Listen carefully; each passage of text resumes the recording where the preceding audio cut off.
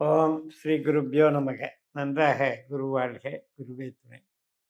பரபிரம்ம ருத்ரகாயத்ரி ஞானசரத்த நண்பர்களுக்கு வணக்கங்களும் வாழ்த்துக்களும். மகர லக்ன நண்பர்களுக்கு இந்த பதிவு ஆகஸ்ட் 17 முதல் ஆகஸ்ட் 30 வரை 14 நாட்கள் நம்ம லக்னத்திற்கு 8ஆம் இடமான சிம்மராசியில சிம்மராசிக்கு அதிபதியான சூரியனும் கேதுவும் இணைகிறார்கள். இது கிரகண தோஷம் அப்படின்னு சொல்லலாம். சூரியன் ஆகஸ்ட் 17ஆம் தேதி மக நட்சத்திரத்துக்கு வர்றார். அதே மக நட்சத்திரத்துல கேதுவும் அங்க இருக்கார். அதுவும் 8ஆம் இடம் அப்படிங்கிறது தடை தோல்விகளை குறிக்கக்கூடியது, ஆயுளை குறிக்கக்கூடியது, சில எதிர்பாராத கஷ்ட நஷ்டங்களை குறிக்கக்கூடியது. இப்ப அந்த இடத்துல 2 எஃபெக்ட், டபுள் எஃபெக்ட்.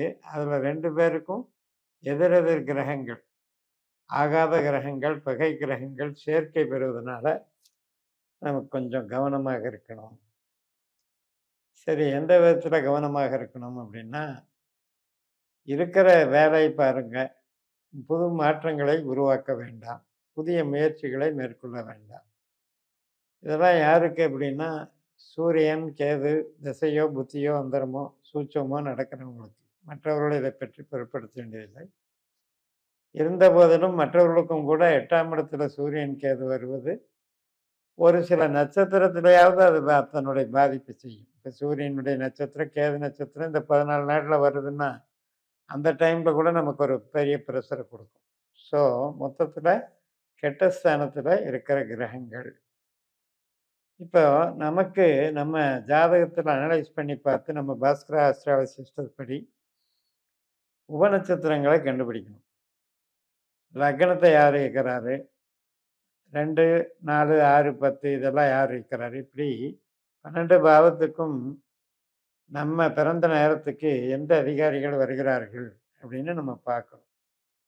சப்போஸ் நமக்கு சூரியனோ, கேதுவோ 8ஆம் பாவத்துக்கோ, 12ஆம் பாவத்துக்கோ அதிகாரியாக வந்திருந்தால் பிரச்சனை அதிகம். அது திசையும் நடந்தால் அந்த காலகட்டத்திலே கடுமையான போராட்டமாக இருக்கும். கஷ்ட நஷ்டங்களை சந்திக்க வேண்டியிருக்கும். விபத்துகள் ஏற்பட வேண்டியிருக்கும். உடல் ஆரோக்கியத்துல ஆப்ரேஷன் வரைக்கும் போக வேண்டியிருக்கும். ஸோ இதெல்லாம் நம்ம ஜாதகத்த பார்த்துட்டோம்னா நமக்கு ஒரு தெளிவு கிடைக்கும். இப்போ வேற ஏதாவது கிரக திசாபுத்திகள் நடந்ததுன்னா இத பத்தி வொரி பண்ணிக்க வேண்டாம். பட் உங்களுக்கு இந்த 6 நட்சத்திரங்கள், அதாவது ஜெனரலாவே பார்த்தீங்கன்னா, சூரியனுடைய நட்சத்திரமான கிருத்திகை, உத்திரம், உத்திராடம், கேதுனுடைய நட்சத்திரமான அஸ்வினி, மகம், மூலம், அதே மாரி சுக்கிரனுடைய நட்சத்திரமான பரணி, பூரம், பூராடம். இந்த 9 நட்சத்திரமுமே நமக்கு ஆகாத நட்சத்திரங்களாம். அதுல இந்த 6 நட்சத்திரங்கள் இந்த காலகட்டத்துல இந்த சூரியன், கேது இணைவுல கடுமையாக சில சிரமங்களை குடுக்கும். ஹெல்த்ல பார்த்தீங்கன்னா, தலைவலி சம்மந்தப்பட்டது, ஹார்ட் சம்மந்தப்பட்டது, எலும்பு சம்மந்தப்பட்டது, மற்றும் நமக்கு உஷ்ண உபாதைகள் அப்படின்னு சொல்லக்கூடிய ஜுரங்கள் இதெல்லாம் பார்த்துக்கணும். அது மாரி பணம் குடுக்கல் வாங்கல்ல கவனமா இருக்கணும். ஏதாவது ஒரு விஷயத்துக்கு நாமளே அட்வான்ஸா குடுக்கறதோ, இன்னொருத்தருக்காக ஜாமீனுக்காக குடுக்கறதோ, இதெல்லாம் பணம் போய் லாக் ஆயிக்குங்கிறத குறிக்கிறது. அதே மாரி தான் பேச்சுவார்த்தை, கணவன் மனைவி உறவு, குடும்ப உறவுகள் அனைத்திலுமே பார்த்தீங்கன்னா, ரொம்ப ரொம்ப கேர்ஃபுல்லா பேசணும். எது பேசினாலுமே அது வீண் பழி அப்படிங்கிற மாரி போயிட்டுருக்கும். அதுக்கு சண்டை, சச்சரவு அப்படின்னு வளர்ந்துட்டு போனா, அது நமக்கு மனச பாதிக்கும். சுய பலத்தை குறைக்கக்கூடிய அமைப்பு. இந்த கேது, சூரியன் சேர்றது, சுயபலம் அப்படிங்கிறது ஒரு நம்பிக்கை, ஆளுமை, திறமை இதையெல்லாம் சீர்குலைக்கிற வகையில ஏதாவது ஒரு இன்சிடென்ட் நடக்கிறது. அட்லீஸ்ட் நமக்கு எனர்ஜி பத்தாம நம்மளுடைய உடல் ஆரோக்கியம் பாதிக்கப்படுறது. ஸோ அதை கவனமா பார்த்துக்கணும். டோட்டலாவே நம்ம இந்த சூரியன், கேது நட்சத்திர நாட்கள்ல ரொம்ப அவாய்ட் பண்ணிக்கணும்.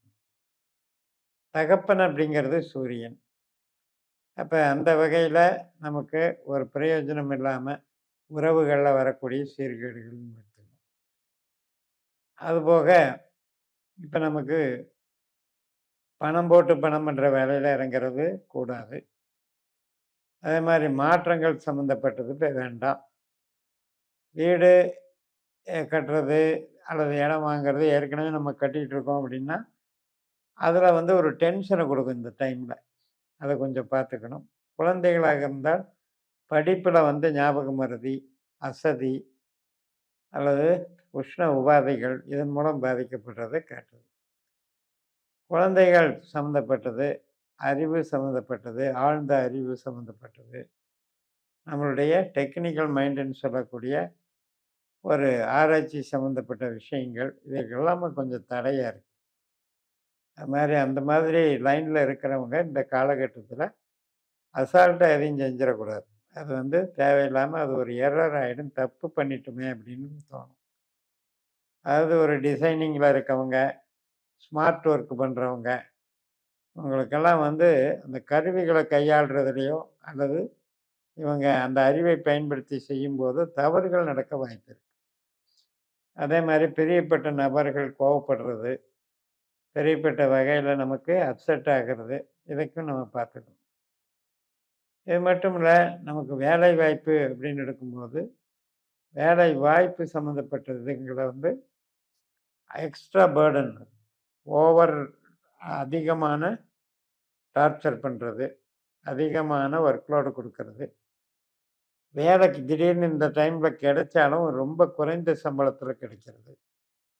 அதன் மூலம் நமக்கு மனதும் உடலும் பாதிக்கப்படுறதெல்லாம் பார்த்துக்கணும். கணவன் மனைவி வரையிலும் அப்படி தான் வாக்குவாதங்களில் ஈடுபடக்கூடிய சூழல்கள் உருவாகும். பூர்வீக நஷ்டம், பூர்வீகம் கஷ்டம், தந்தை வழி விரயம், தந்தைக்கு ஆகாத ஒரு சில நிகழ்வுகள் இதெல்லாம் நடக்கிறதுக்கு வாய்ப்பு. தொழில் பார்த்தீங்கன்னா மந்தமாக ஓடுதுங்க. ஆனால் வந்து வருமானம் இல்லை அல்லது கடன் சொல்லிட்டு போயிடுறாங்க. தேக்க நிலையில் இருக்குது. எதுவும் மூவ் ஆக மாட்டேங்குதுங்கிறது சூழ்நிலை. இந்த மாதிரி ஒவ்வொரு விஷயத்தையும் பார்க்கும்போது மூலதனம் பண்ணாலும் பிளாக் ஆயிடும் வெளியில் போய். அதனால் இந்த காலகட்டங்களை நீங்கள் தவிர்த்துருங்க. கிருத்திகை, உத்திரம், உத்திராடம், அஸ்வினி, மகம், மூல நட்சத்திரங்கள் ரொம்ப கவனமாக இருக்கணும். நம்ம ஜாதகத்தில் சூரியன் கேது இந்த 8ஆம் பாவ 12ஆம் பாவ உபநட்சத்திரமாக வராமல் இருந்தால் அந்த கெடுபலன் தீவிரத்தன்மை கொஞ்சம் குறையும். பட் எது எப்படி இருந்தாலும் இந்த கிரக சேர்க்கை என்பது ஒரு அபரிமிதமான முரண்பாடான டென்ஷனை கொடுக்கக்கூடிய ஒரு சுப விளைவு இல்லாமல் திடீரென்று ஏற்படக்கூடிய அசுப விளைவுகள், அசம்பாவிதங்கள் எடுத்துரும். அந்த வகையில் கவனமாக இருக்க வேண்டிய ஒரு சூழல். இதற்கு பரிகாரம் என்ன அப்படின்னு பார்க்கும்போது, இப்போ நீங்கள் வந்து சனி பகவானை பிரார்த்தனை பண்ணிக்கணும். பூசம், அனுசம், உத்திரட்டாதி நட்சத்திரங்களில் சனீஸ்வரர் வழிபாடு பண்ணலாம். அதே மாதிரி ஆயிலம் கேட்ட ரேவதியில் பெருமாள் வழிபாடு பண்ணலாம்னு சொல்லி நிறைவு செய்கிறேன்.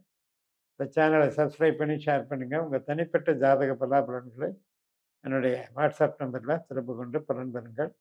உங்களிடமிருந்து விடைபெறுகிறேன். உங்கள் ஜெயமஸ். நன்றி, வணக்கம்.